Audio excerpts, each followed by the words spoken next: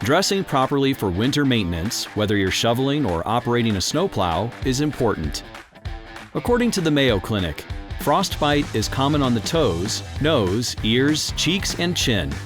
Keep a close eye on these body parts when you're working outside of your truck in freezing conditions, and make sure that you cover them properly. The real challenge when dressing for winter work is to keep your skin warm and dry when perspiration can make your clothing damp or wet. When you're shoveling or blowing snow, you're going to sweat naturally to cool yourself. As soon as you stop exerting yourself, however, you will feel cold very quickly because your inner clothing is damp or wet from the perspiration, and the wet clothing quickly draws heat from your body. Once the clothing is wet, it is very slow to dry, and this can make for a very uncomfortable shoveling shift.